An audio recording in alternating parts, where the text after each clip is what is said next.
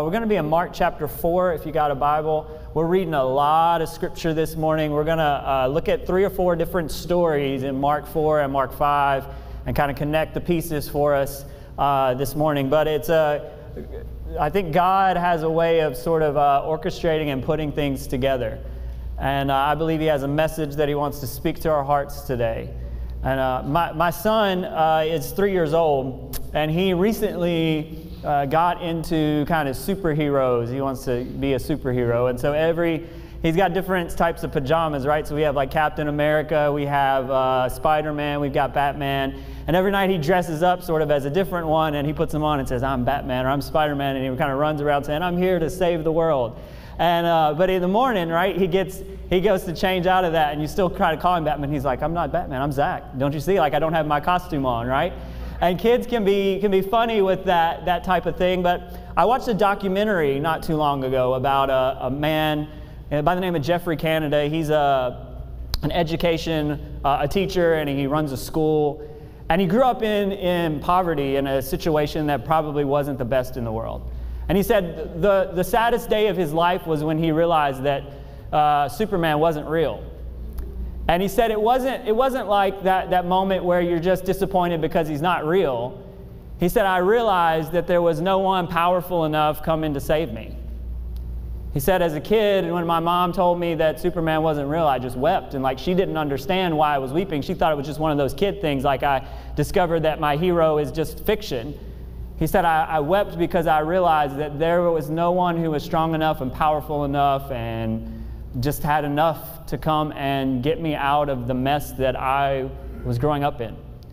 And you know, we can be that way in our lives. We can all have situations and problems, and life can make us feel broken and beaten down, and we can have issues, and we can feel like who's going to come and save us?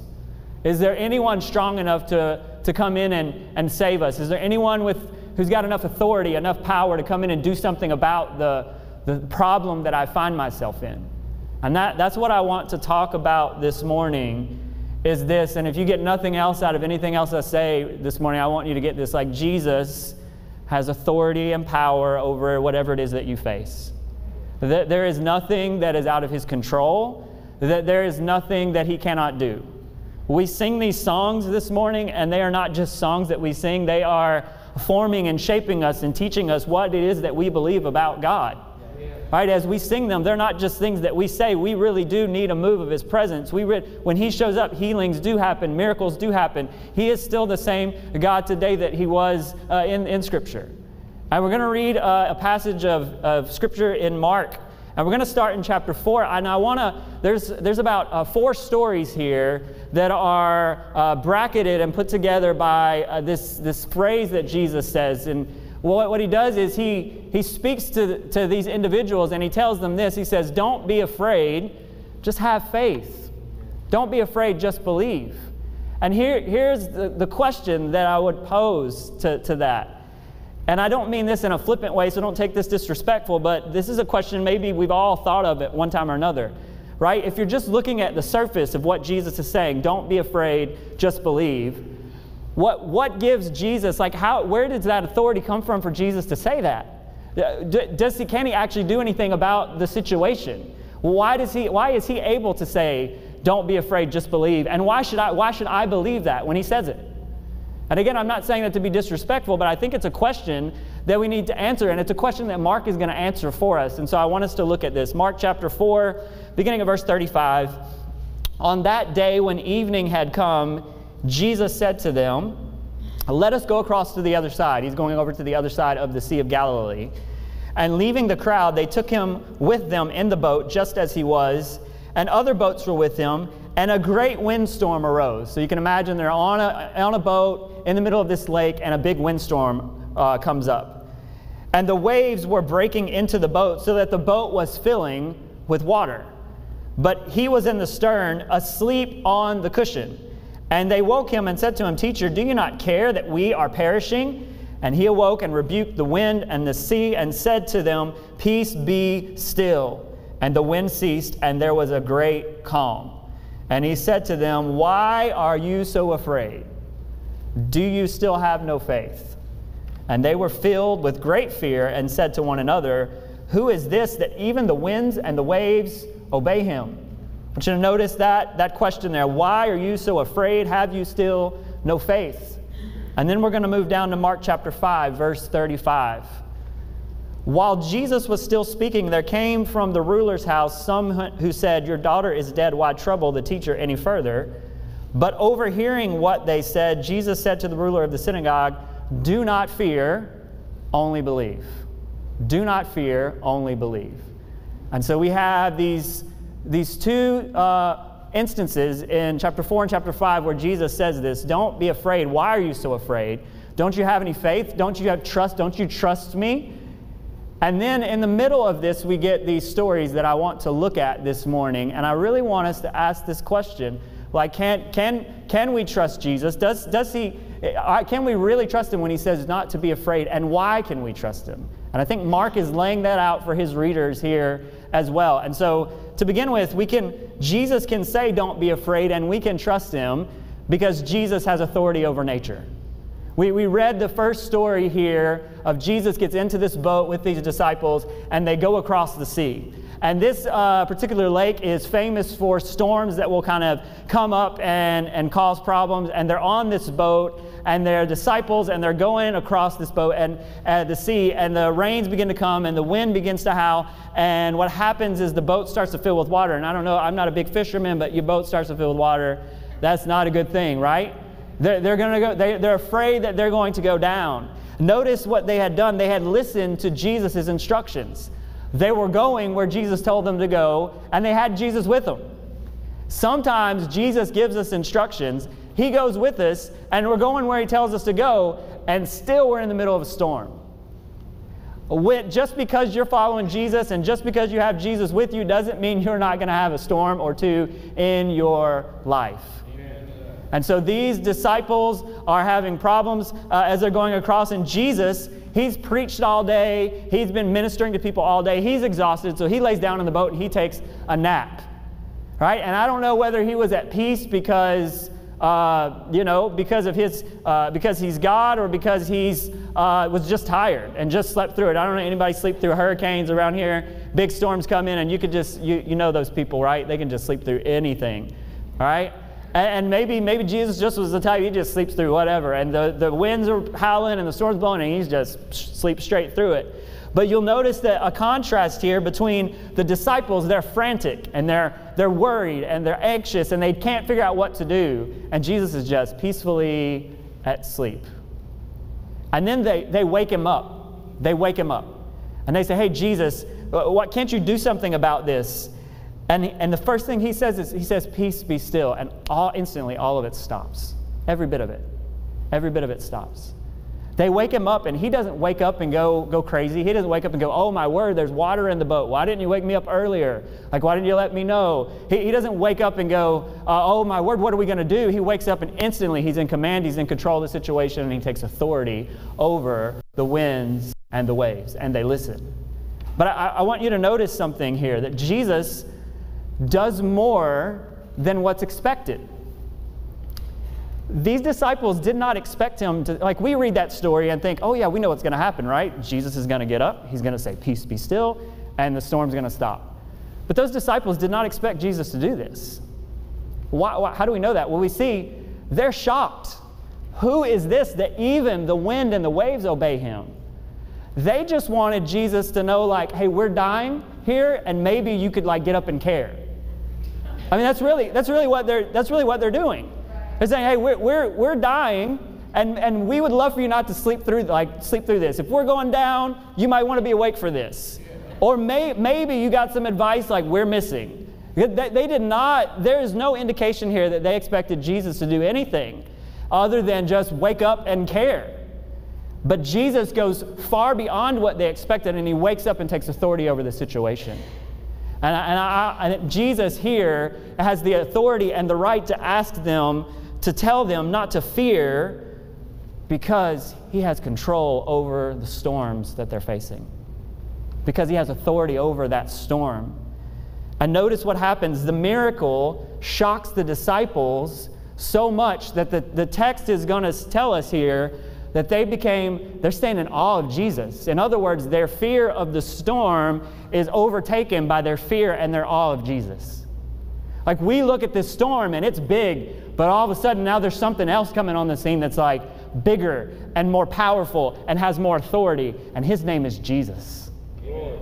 And man, I want to tell you this morning that you can walk in freedom and you don't have to be afraid, because Jesus is in control and has authority over the storms of your life. Amen. I don't know what you've come in here with, whether it's you've got financial problems, or your life is chaotic, or you're facing anxiety or depression, or whatever it is that you're going through. Maybe your household is a wreck and your kids are away from Jesus, and everything just seems like it's a big storm, like it's chaotic and it's crazy. And Jesus, in those moments, we have to trust and know, and we can know that Jesus has authority over that situation. That there is no situation that you will find yourself in that Jesus does not have control over. Amen. And he doesn't go crazy, and he doesn't come into the room and go, all right, I don't know what to do. Let's try and figure this out. He just speaks the word. Peace, be still. Yeah. And they stop. And Jesus has the authority in your life just to say, peace, be still, and the storms stop. And so Mark shows us here a Jesus that is in control and then has authority over nature. Secondly, Jesus can say, don't be afraid, not only because he has authority over nature, but because he has authority over evil. We're going to read Mark chapter 5 and beginning at verse 1. And they came to the other side of the sea. So notice he's moving from place to place, and they're traveling by boat. And this story is going to kind of follow that. He keeps moving from location to location via this boat across the lake. They came to the other side of the sea, to the country of the Gadarenes. And when Jesus stepped out of the boat, immediately there met him out of the tombs a man with an unclean spirit. And he lived among the tombs, and no one could bind him anymore, not even with a chain. For he had often been bound with shackles and chains, but he wrenched the chains apart and broke the shackles into pieces. No one had the strength to subdue him. I want you to get this picture in your mind, this man running around the countryside, screaming and yelling and howling and cutting himself. And the people of the area, they've tried to control this man because he's become such a menace, but every attempt to control him has utterly failed. They put him in chains, he breaks them. They put him in shackles, he rips them apart. And so he roams the countryside, in the graveyards and in the tombs, screaming and yelling and howling and cutting himself all of the day and all of the night. Verse 5 tells us, night and day among the tombs and on the mountains he cries out and cut himself with stones. And when he saw Jesus from afar, he ran and fell down before him. And crying out with a loud voice, he said, "What have you to do with me, Jesus, Son of the Most High God? I adjure you, by God, do not torment me." For he was saying to him, "Come out of the man, you unclean spirit." And Jesus asked him, "What is your name?" And he replied, "My name is Legion, for we are many." And he begged him earnestly not to send them out of the country. Notice the shift here from singular to plural. The man begging Jesus, and then it shifts to plural because this man is so possessed by these demons that the demons are the ones speaking to Jesus through the man.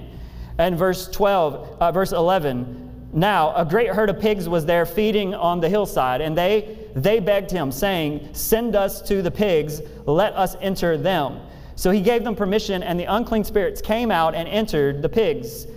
And the herd numbered about 2,000, rushed down the steep bank into the sea and drowned in the sea. The herdsmen fled and told it in the city and in the country, and all the people came to see what had happened.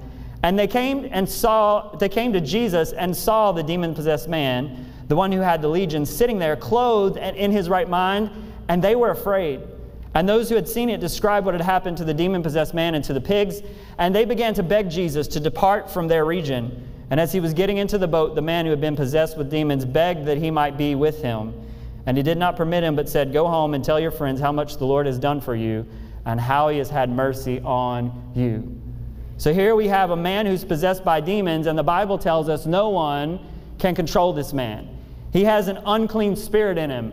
Now, this man would have been considered unclean for several reasons. And when I say unclean, what I mean by this is in is in Jewish culture of that day, you were considered, certain things would make you unclean. And by unclean, what that meant was that for a set period of time, or for, depending on the issue, maybe the rest of your life, like you are outside of the community.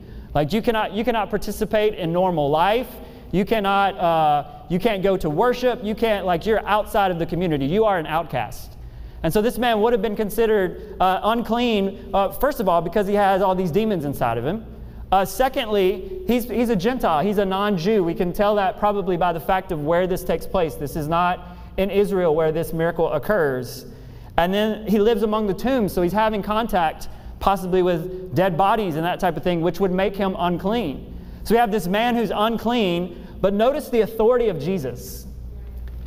Immediately, as Jesus steps off the boat, this man comes, and what does he do? He falls at his feet. That this man that no one else can control, as soon as Jesus steps into the situation, this is not one demon, this is like many, this is an army of demons and possess this man. They come and they bow at the feet of Jesus. Man, there is a real demonic power in the world, but there's also a real, like Jesus is real and has power, and he has more power.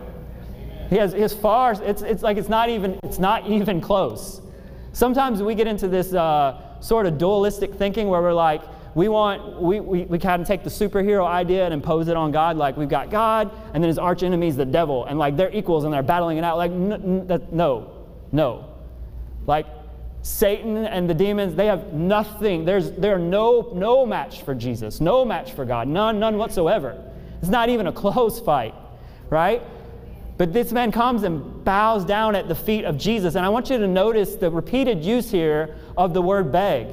The demons begged Jesus not to send them out of the region. The people, they begged Jesus to leave. The man begs to go with Jesus. Why is Mark using this word over and over? Because that idea, you only beg when someone's in authority. Like they come to Jesus and they know, they're bowing at his feet going, please, like do this for us. They're asking permission because he has authority. And Mark is showing us over and over in this passage that Jesus has authority. I don't know how this man got where he was or how messed up he was, but what I do know is that no one could control him. He was out of his mind. He had all these demons. Everyone else wants to manage his problem. They just want him to sort of sit in the corner and not cause any trouble. But Jesus shows up and brings healing. Yeah. Jesus shows up and brings freedom. Lord. Notice again, as with the previous story, that the people are so overwhelmed by this miracle that their fear of the demon man now has shifted, and now they are afraid and in awe of Jesus. Just as with the disciples, right? Their fear of the storm shifted, and they go, we're not afraid of that storm anymore, but man, Jesus has got some power. Yeah. And these people go, whoa, this man no one could control is sitting in his right mind. We're not afraid of him anymore, but man, Jesus has some power. Yeah. And they don't even know what to do with it. So they go, dude, you're gonna you got to leave. You've got we don't understand what it is that you did. All we know is no one else could control this guy, and you did something, and we don't need that. And that's another sermon for another day. But notice what happens here. There's the same thing that happens in the previous passage. They're so overwhelmed by the authority and power of Jesus that their fear that was placed here now moves over here. That Jesus is the one in control. That Jesus is the one that they are in reverence of. And notice again, Jesus does something bigger than what the people are looking for. What do the people want to do? They want to control the man. They just say, sit in a corner, put some chains on you, stay out of trouble. That's what they want to do with him. But Jesus comes and does not manage him, he frees him. He doesn't come and just manage his problems and say, okay, I got a better chain. Let's put a better chain on him. Let's put him in the corner. Let's keep him there. He won't break this one. But Jesus doesn't come and do that. Jesus comes and frees the man completely and makes him completely 100% whole. Now, there is an evil in this world. And there is an evil that wants to steal and kill and destroy you. And anybody that tells you there isn't is naive or stupid. Amen. Right? Yes. There is an evil in the world. Like, just turn on the news and you can see that there is evil in the world. But here's the thing, as a follower of Jesus, we do not have to fear because Jesus has power over evil. Amen. And if we question that at all, we can look at this passage where Jesus comes in contact with this army of demons, and they bow and cower at his feet and beg him to do something. This shows us that Jesus is in control, that there is no evil, there is no demonic attack, there is no satanic ploy or scheme that can overcome Jesus, that Jesus is in control, that Jesus has authority over evil. So Jesus tells us not to be afraid, and he can do that because he has authority over the storms of our life, and he has authority over evil. And then Jesus can say, don't be afraid, because he has authority over sickness. If we continue reading in Mark chapter 5, beginning in verse 21, Jesus crossed again. Again, notice he's zigzagging his way across the lake. He crosses again in a boat to the other side, and a great crowd gathered around him, and he was beside the sea. Then came one of the rulers of the synagogue, Jairus by name, and fell at his feet. Notice again, as soon as he gets off the boat, the demoniac man comes and bows at his feet. He gets off the boat. Jairus comes, falls at his feet. And Jairus implores him earnestly, saying, my little daughter is at the point of death. Come and lay your hands on her so that she may be made well and live. And he went with him. And a great crowd followed him and thronged around him. And there was a woman who had a discharge of blood for 12 years, who had suffered much under many physicians, and had spent all that she had. And she grew no better, but she grew worse. And she had heard reports about Jesus, and she came up behind him in the crowd, and she touched his garment. For she said, if I can just touch his garments, I will be made well. I will be made whole. And immediately the flow of blood dried up, and she felt in her body she was healed of her disease. And Jesus, perceiving in himself that power had gone out from him, immediately turned about in the crowd and said, who touched my garments? And his disciples said to him, you see the crowd around you, and yet you're asking us, who touched me? And he looked around to see who had done it, but the woman, knowing what had happened to her, she came in fear and trembling. Again, notice, she fell down before him and told him the whole truth. And he said to her, daughter, your faith has made you well. Go in peace and be healed of your disease. Again, as in the previous chapter with this demon-possessed man, the previous passage, this woman was unclean. This woman had been bleeding for 12 years. And she had gone to the doctors, and the doctors just kept telling her, we don't have any answers. And she didn't get any better. She keeps getting worse. I don't know if you've ever had something going on, right? And you go to the doctor, and it becomes kind of a prolonged deal where, like, they send you to this specialist, and you got to run this test, and we got to wait on these results, right? And we got to do this. And then you're like, well, I'm going to go get a second opinion. And imagine this woman had been doing this for 12 long years. I imagine that she maybe, as she switched doctors, she goes, hey, she's telling maybe her family, hey, today I'm going to this doctor. Man, I'm hoping that they have answers for me. And she goes to that doctor, and they run some tests. And she comes home, and they're all happy because maybe they'll finally get some answers as to her problem. And nothing. Maybe she tried some herbal remedy or something at home, or she tried everything that she could find to figure out how to stop this problem. And the problem keeps getting worse. And at some point, you just give up. I can imagine that's probably what she felt like. At some point, you're just done. Like, don't poke me with another needle. Don't give me another pill. Don't run another test. I'm done. And for 12 years, this woman's been at this place, and I can imagine that she'd reached the end of her rope, and I'm done. I'm finished. It's over. And she's probably at the point of death. She's probably ready to be, just leave me alone, leave me in peace, and let me pass. And yet, she thinks to herself, there's this man named Jesus, and I hear that when he shows up, like, people get healed. Yeah. And she starts to think it through, and she says, hey, like, I don't need to get in front of him. I don't have to say anything. I don't have to do anything. Because first of all, she's not supposed to be out in public. She's unclean.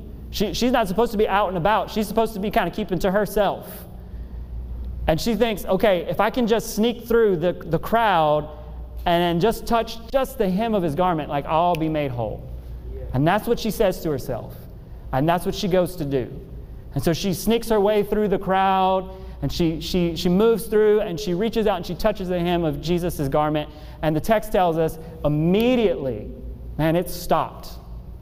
The minute that she touched it, her problem was done, finished, over with. Man, aren't you glad that we serve a God who can do things immediately? Yeah. That one touch, just one encounter with Him, and immediately, bam, it's over. And Mark again is painting us this picture here. Jesus stands up in the boat, says, "Peace, be still." And the storm, immediately, it's over, it's done, it's calm. Jesus speaks to this man, this demoniac man, casts the demons out, and immediately the man's put back in his right mind. This woman touches the hem of his garment, and immediately she's made whole. Man, Jesus can do something that 12 years worth of doctor visits and her entire life savings could not do. Jesus does in one moment. And I don't know what it is that you're facing, but I do know that Jesus can, in one moment, man, change the whole trajectory of your life. Yeah. One moment with Him. And notice her response when she realizes that Jesus knows about her healing. What does she do? She also comes and bows at His feet in fear and in trembling. That she's in awe of what Jesus has done, and she's a little bit scared because she's been found out, and she's not sure what's going to happen. But notice in this story as well that Jesus gives us more than we expect. This woman thought she was going to sneak through the crowd, grab her healing, and sneak out. Like, that's what she thought, right? It's those people you sneak into church, you kind of stay on the back row, and you kind of sneak out. That's not to offend anyone, sorry. But like, yeah, so she thought she's going to come in, get what she needs from Jesus, and kind of sneak out, right? And yet Jesus doesn't play that. He does not let her do that. What does He do? He calls her out. Amen. Says, "Hey, somebody touched me." And an interesting note here, right? Jesus looks at her and says, "Daughter." Daughter. You know, this is the only place in the Gospels where Jesus refers to someone in that way as daughter. Amen. Here is someone who's trying to sneak in and thinks they're just going to get what they need from Jesus and sneak out. And Jesus says, no, you need something more. Yeah. That the wholeness that she needed isn't just about her healing, that she needed something more. And Jesus knew exactly what she needed. And He looks at her and calls her daughter. Your faith has made you whole. And so this woman comes and bows before Jesus, and He brings healing into her life and wholeness. And she not only gets that healing, she encounters Jesus. She doesn't just get healed, she encounters Jesus. And Jesus calls her daughter. And so why can Jesus say, "Do not be afraid"? Because He is in control and has authority over every storm that we face. He's got authority over every evil, every demon. He has power. And then Jesus is able and has authority over the sicknesses and the diseases that we face. And then lastly, Jesus can say, "Do not be afraid," because Jesus has authority over death itself. This passage that we just read of this woman is in what we would call a Markan sandwich, right? It's an attribute of Mark as a gospel writer. He loves to write a story, cram in that story, kind of stop that story or hit pause on that story, throw another story into the middle, and then end the story. If you read throughout the Gospel of Mark, you will find that he likes to do this over and over. Start a story, hit pause, throw a story into the middle, and then pick up his first story. And so in Mark chapter 5, verse 21, where we read, he says this, "And Jesus crossed again in the boat over to the other side, and a great crowd gathered around him, and he was beside the sea. Then came out one of the rulers of the synagogue, Jairus by name, and seeing him fell at his feet. And he implored him earnestly, saying, 'My little daughter is at the point of death. Come and lay your hands on her, so that she may be made well and live.' And he went with him, and a great crowd followed and thronged about him." And then we're going to skip down to catch the ending of the story in Mark chapter 5, verse 35. "While he was still speaking, there came from the ruler's house someone who said, 'Your daughter is dead. Why trouble the teacher any further?'" In other words, hey, I know you went to get Jesus so that He could come and lay His hands on your daughter and heal her, but she's already gone. Might as well not bother him. Let him go on about his day. But Jesus overhears it and says, "Do not fear, only believe." And he allowed no one to follow him except Peter and James and John, the brother of James. And they came to the house of the ruler of the synagogue. And Jesus saw a commotion, people weeping and wailing loudly. And when he had entered, he said to them, "Why are you making such a commotion and weeping? The child is not dead, but sleeping." And they laughed at him. And he put them all outside and took the child's father and mother and those who were with him and went in where the child was. And taking her by the hand, he said to her, "Talitha cumi," which means, "Little girl, I say to you, arise." And immediately the girl got up and began walking, for she was 12 years of age. And they were immediately overcome with amazement. And he strictly charged them that no one should know this, and he told them to give her something to eat. The synagogue ruler comes to Jesus, and again, notice that he's a ruler. He is a man of authority himself, yet what does he do? He bows at Jesus' feet. And the language here of the translation here translates it implored, that he implored Jesus, but the word in Greek is exactly the same as the word for beg that we saw earlier in this chapter. So this man is bowing at the feet of Jesus and begging Jesus, "Come and heal my daughter." So this man with authority is bowing before Jesus, begging him, saying, "Come and heal my daughter." Why? Because he recognizes that Jesus is a man of authority.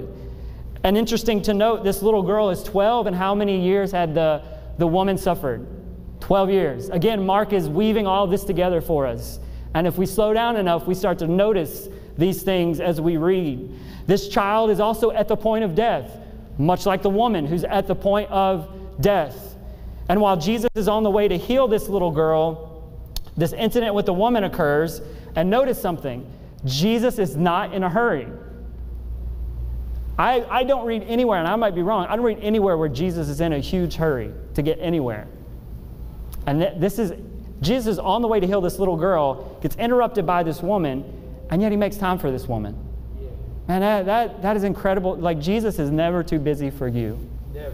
I just want to say that. Like, Jesus has a lot on his plate, but like, he's big enough to handle all of it. All of it. I always wondered as a kid, and maybe you wondered the same thing, like, how is it that God hears all of our prayers? Because like, we're praying here, people are praying around the world. Like, does he have a massive switchboard up there and like angels manning the calls and they're getting through? That's the way that our minds think, right? But the truth is, like, Jesus is not a human. Like, he doesn't work the way that we work. No. He's present everywhere all of the time. Like, 100% of God is 100% everywhere 100% of the time. There's not a place that he is not fully. Again, I know that blows our minds, but there's not a place that God is not fully and completely there. Amen. And there's not a prayer that you pray that he does not hear. And there's not a need that you have that he is not concerned about. He does not have too much on his plate for you. He loves you, and he will stop everything for you. And listen, he stops going with this Jairus to the house, and he heals this woman and deals with this woman and brings this healing in her life. Again, notice the word implore. This is the same word for beg used in the previous story. And there's a pattern here. The disciples, the demons, the sick, those in need, they know that Jesus has authority. And somewhere on his journey to reach this little girl, the little girl passes away. And Jesus says, "Hey, it's going to be okay. I'm still going to come. Don't fear, only believe." And notice again that Jesus is going to do far more than we expected. Because what's the request? When Jairus bows at his feet and begs him, what's the request? Just come heal my little girl. But Jesus is about to do much more than just heal this little girl. And so just as with the disciples and as with the demon-possessed man and with the woman, Jesus is about to do exceedingly and abundantly far above we could ask or imagine. That he has a way of going, I see that that's what you want, but let me give you something more. Let me give you something better. Let me give you something extra. And so Jairus shows up and says, just come heal my daughter. But Jesus is on the way, and she dies on the way, and Jesus is going to do far more than just heal her. He's going to raise her from the dead. And so as he continues going, notice again the pattern here, that this little girl being dead would have been unclean. That Jesus is able to take this demon-possessed man who's unclean and set him free, and this unclean woman who no one's supposed to be around, and he sets her free. And now he's about to take this unclean, dead girl, and he's about to raise her to life. Listen, there is nothing too dirty or off limits for Jesus to touch and make whole. That there is nothing too far gone that He cannot work and move in the situation. And then again, notice the use of the word immediately. Jesus touches this girl, and immediately, no wasting time, immediately she gets up. Jesus resurrects this little girl. And Mark is painting this picture for us throughout all of these stories of a Jesus who is in complete control of nature and of the demons, and He's in control over sickness and disease, and He's in control over death itself. Yes. And listen, you have no need to fear this morning. If I could pray one prayer for you this morning, it's that you would realize that the same Jesus who raised Himself from the dead, the same Jesus who worked in these situations, is the same Jesus that's working in your life and in my life. Amen. That there is no storm, there is no demon, there is no sickness, and there is no death that Jesus has not overcome. And I know death, listen, 100% of us in this room, if Jesus does not return, 100% of us will die. If He doesn't return first, we will all die. That's the way that it works. But it is, watch this, it is in dying that Jesus overcomes death. And even through death, Jesus has overcome it. And that there will be a day when you will be resurrected and you will get a new body, and Jesus has fully overcome the grave. Now, just because we have to face it and we go through it doesn't mean that Jesus has not overcome it. That Jesus is bigger than that. And even when we go and we pass away, like there's coming a day when death will be fully and finally and completely defeated, because Jesus has overcome it and He has authority over it. And if Jesus has control over death, then there is nothing in your life and in my life that He cannot overcome. I just want you to realize that this morning. Like, if Jesus can control the winds and the waves, if He can control this demon-possessed man, if He can heal this lady, if He can raise this little girl from the dead, there is nothing in your life that is too big for Him to do. So why be afraid? Jesus says it. Don't fear, only believe. And when He says believe, He's not saying check a little box and say, I believe. Like, that's great. What He's saying is, do you trust me? Amen. That's what He's saying. Amen. Do you trust me? Don't fear, just trust me. Because I've overcome everything.